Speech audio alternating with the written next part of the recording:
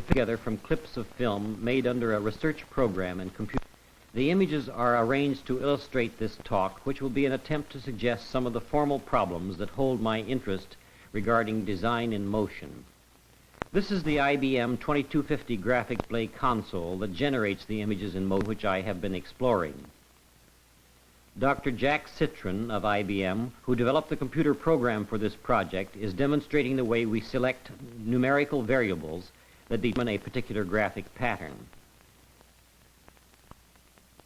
The program is based upon a single polar coordinate equation having about 20 parameters. Using the light pen, numerical values can be chosen and given to any of the parameters of the program. One soon learns how to control the graphic possibilities of this new medium and realizes that it is a very powerful and versatile figure generator.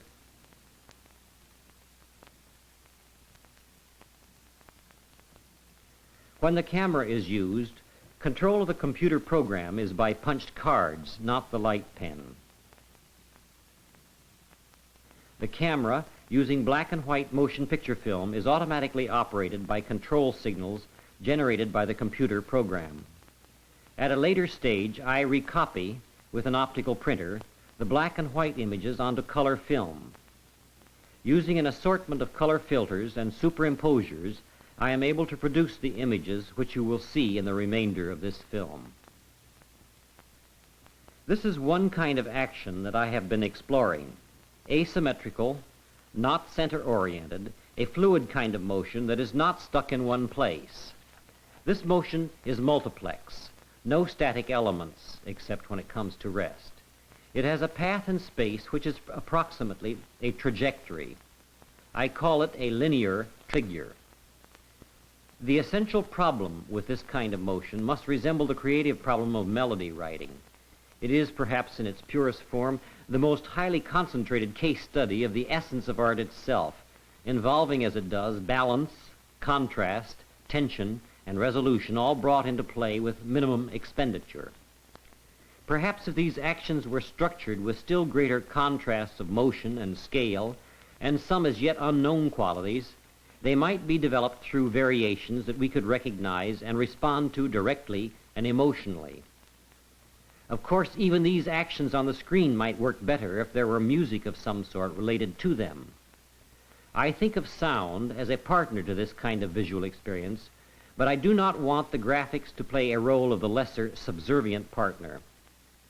Starting with recorded history, I suppose we have had as much experience creating melodies as creating poetry. But who has experienced the satisfaction of composing more than a fragment in this new audiovisual art?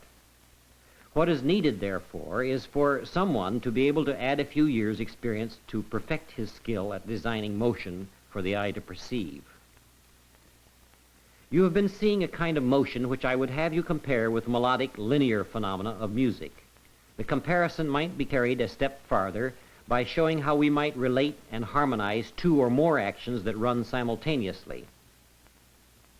Here is a simple and obvious and quite infallible kind of polygraphic relationship. Parallel action rotated into 4 quadrant positions. Now, from here on, I'm going to present a kind of spoken counterpoint. I'll interrupt myself to explain what is on the screen, but I have more to say in general about formal problems. For example, the op art directions have indicated what values can be found in the effects of color as an experience for its own sake. There are the same potentials here, but with the added factors of time and motion. Let me add a disclaimer to any systematic color aesthetic at this time. I am using color on the elemental level of a simple color code system at present. On the screen now are polygraphic relationships of related pairs derived from structural configurations of the computer program. The relationship is still simple, merely completing the other half of a basically circular figure. These more dynamic relationships begin to illustrate some of the potentials of the computer as a graphic variational instrument. Yet the obstinate part about these actions we are seeing is their subtlety, their ambiguity. They remind me of certain optical puzzles. You actually have to be sharp-eyed and have your wits about you to see these relationships I am describing. This becomes too much a kind of intellectual game. All this that you see here should impinge upon the emotions and feelings directly. It does not do that very well, but I think it can and will. Now, here the pairs show their mating relationship as they move in a depth of space. Music, of course, has its impact directly, and emotions are involved in composing music. The tiresome misconception that composers work in a heat of passion has given way to its opposite, that the short-haired modern composer is supposed to be all brain. I don't have to labor the point that music and music composing actually allow for a free and easy involvement of the emotions. But I must say, to get emotionally involved creatively at the computer is not easy. One considerable problem has to do with the matter of real time. Here, the orange figure moves in space while the yellow remains at a constant distance. These actions on the screen were not produced in real time. In fact, it takes 3 to 6 seconds to produce one image such as we see here, passing at the rate of 24 frames per second. One 20-second sequence requires about 30 minutes computer time. Then I must wait some 12 hours or more to see my film after it is processed. This is another dynamic relationship. The yellow and orange figures complete a closed figure, but the connecting lines are organized differently. Imagine how handicapped a pianist would be if his piano made not a sound as he played on it, and he had to wait some 12 hours before he could hear the music he had performed. The musician's reactions and his emotions and feelings are easily involved because all musical instruments to this day have operated in real time. But computers are evolving toward real-time operations with a material as complex as this, and I expect some of the hardships to ease. Now, these mated pairs advance and retreat in time opposed to each other. As difficult to combat as the old misconceptions about the romantic composers may be the ideas floating around that we may turn to art by computer as a labor-saving device. There is so much misunderstanding about the so-called electronic brain, which is supposed to do the work of 100 or 1,000 scientists. You can already expect to hear talk of the computer doing the work of many artists. There would be less nonsense in this if it were put the other way around. I would gladly share the task that lies ahead with many others who, I am sure, are abundantly cognizant of the problems. In fact, to me, it seems likely that problems such as I have tried to outline here will one day be collectively studied at many centers devoted to the computer arts.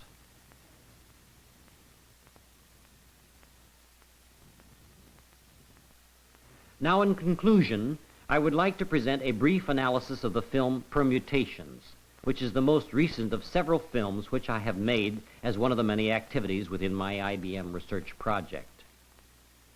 Permutations represents a first step toward developing a compositional language by which an art of graphics in motion might be structured in time. That is to say, with this film I have been able to realize, on a decidedly tentative and experimental level, a hierarchy of components of a structural system. At least I have been able to put the pieces of this system together in different ways to achieve different effects, as with a language. On the screen now, consider the generalized effect of these dots. Whether moving in orderly, deliberate paths or bouncing around in seemingly random fashion, they have a lively, dynamic quality, and they form collectively into figures at times in ways which I find I can arrange with much more graphic integrity than any of the other line figures of the first part of this talk. This dot pattern domain of the computer program might be compared with an alphabet. If so, at the next level of complexity, the dot patterns form into words, each word having a 200-frame or approximately an 8-second duration. The words in turn can be fitted contextually, one after another, into sentence structures, such as you see on the screen now. My use of a parallel to language is only partially descriptive. One is again moved to draw parallels with music, and the next term I would use is, of course, counterpoint, or more exactly, polyphony. But comparisons with either language or music are tenuous at best. For example, this simple succession of the same graphic figure or word over itself again and again is certainly not producing anything like the effect of musical canon and is without parallel in linguistics. In summary, I must comment that if this kind of computer art study looks like a lot of fun, which it is, let me add there is some agony in it too. A few years ago, a fairly serious survey lecture on the state of the computer art at Rand concluded with the lecturer's own aphorism: computers are getting smaller, faster, and cheaper year by year. My threefold agony is that computers are not small, fast, or cheap enough. Let me say here, my use of the word agony is really in the lofty Christian sense. I don't personally suffer, but I do for others in the sense that because, 1, computers are not cheap, fewer people have an opportunity to use them as I do. 2, because computers are slow, people have to wait in line behind me while I do a camera run. And 3, computers are too big to take home over the weekend to finish work when it gets behind schedule. Still, computers are becoming smaller, faster. Suppose my real agony is one of impatience. I expect to see one day an art of graphics as a regular daily part of television programming. I am impatient with the probability that to bring this about will require about as much invention, hard creative work, and digestion of many new techniques as will be required to bring about the home television-size computer.